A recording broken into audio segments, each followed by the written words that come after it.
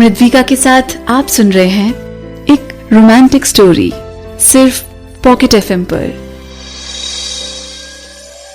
शायद अब उसे पता चल गया था कि अनुष्का किसी और को पसंद करती है, तब से उसने गिव अप कर दिया था।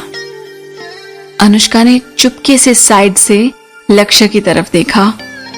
लक्ष्य ने वापस अपना चश्मा लगा लिया था, लेकिन साइड से अब भी वो बहुत हैंडसम लग रहा था। अनुष्का का दिल जोर से धड़क रहा था। उसका ध्यान बार बार लक्ष्य के ऊपर न जाए, इसलिए वो अपने फोन में देखने लग गई। जैसे ही वो ऑफिस पहुंचने वाले थे, अनुष्का ने कैलकुलेट किया कि वो सही टाइम पर पहुंचे थे।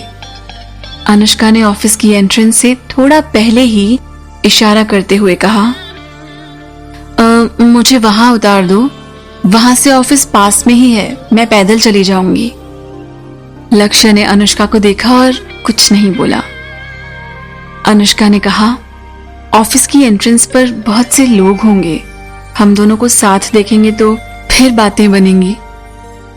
लक्ष्य ने कार एंट्रेंस पर रोकी। किस्मत से जो लोग बिल्डिंग में जा रहे थे वो दूसरी कंपनी के थे। अनुष्का ने अपनी कंपनी के लोगों में से किसी को नहीं देखा। अनुष्का का सारा ध्यान ऑफिस के एंट्रेंस पर था। तभी उसे पीछे से अपनी गर्दन के पास एक गर्म सी हवा महसूस हुई।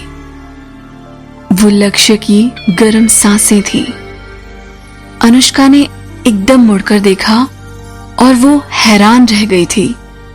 जब अनुष्का ने मुड़कर देखा तो लक्ष्य का चेहरा उसके चेहरे के बस कुछ इंच ही दूर था। जब अनुष्का मुड़ी थी तो लक्ष्य के होंठ अनुष्का के गालों को छूते हुए निकले। लक्ष्य की गरम गरम सांसें अनुष्का अपने चेहरे पर महसूस कर पा रही थी। अनुष्का का चेहरा शर्म से लाल हो गया था। अनुष्का ने इतने करीब से पहली बार लक्ष्य की आंखें चश्मे के थ्रू देखी थी। लक्ष्य की आंखों में एक अजीब सी मस्ती थी। ऐसा लग रहा था जैसे अनुष्का लक्ष्य की आंखों में कैद हो गई थी और बस उनसे बाहर निकलने की कोशिश कर रही थी। वो उसकी आंखों में बिल्कुल खो चुकी थी।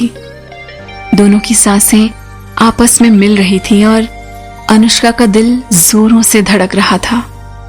लक्ष्य ने बोला, सीट बेल्ट खोलो।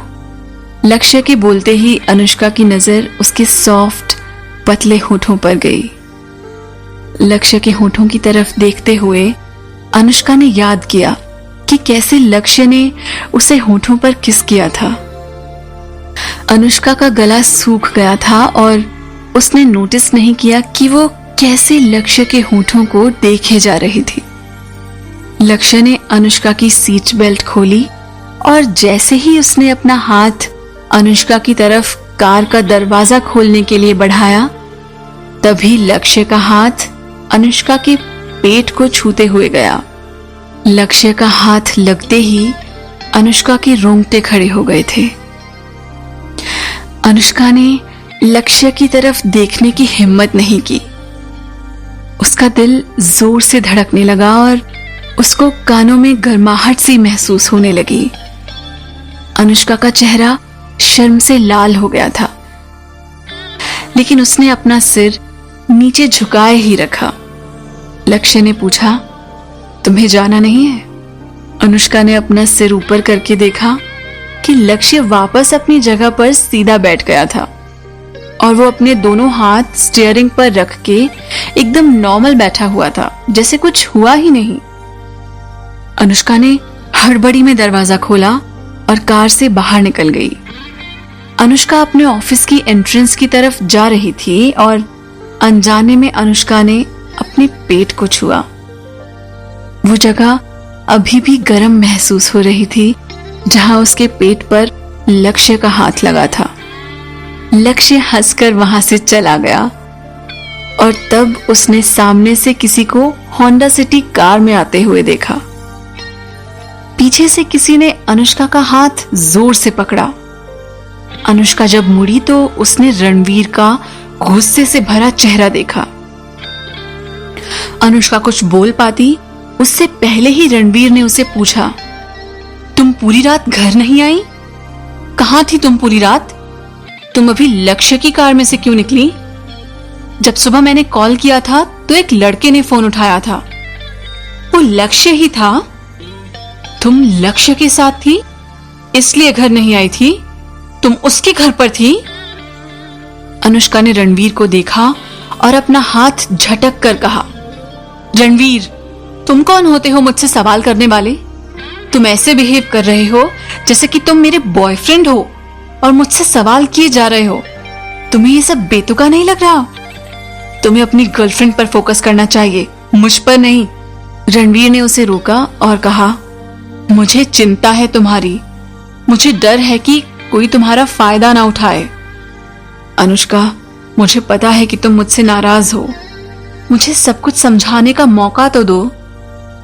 हम इस बारे में बैठकर आराम से बात करते हैं। तुम्हें लक्ष्य से दूर रहना चाहिए। वो इंसान भरोसे के लायक नहीं है। अनुष्का ने रणवीर को देखते हुए कहा, मैं चाहे किसी के भी साथ हूं, लेकिन कम से कम सिंगल तो हूं और किसी दूसरे लड़के के साथ मिलकर किसी को धोखा तो नहीं दे रही। तुम नेहा के साथ 2 साल से रिलेशनशिप में थे और फिर भी तुमने मेरे पास आकर मुझे प्रपोज किया और अब तुम मुझे बता रहे हो कि तुम जेलस हो। तुम्हें शर्म नहीं आती? कल जो कुछ भी तुमने कहा था मैंने वो सब सुन लिया था। हिम्मत कैसे हुई तुम्हारी मेरे ही सामने आकर मुझसे ही सवाल करने की और बताने की मुझे कि किसके साथ रहना चाहिए और किसके साथ नहीं? अनुष्का ने गुस्से में कहा, रणवीर, तुम्हें चाहे ना हो, लेकिन मुझे मेरी इज्जत प्यारी है। मुझे तुम्हारी गर्लफ्रेंड से और ज्यादा ड्रामा नहीं करवाना। हम मेरे ऑफिस के बाहर खड़े हैं, मुझे परेशान करना बंद करो।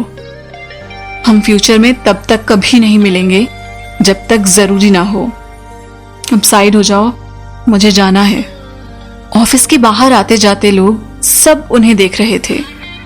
रणवीर को न चाहते हुए भी अनुष्का को जाने के लिए जगह देनी पड़ी और उसे जाने दिया।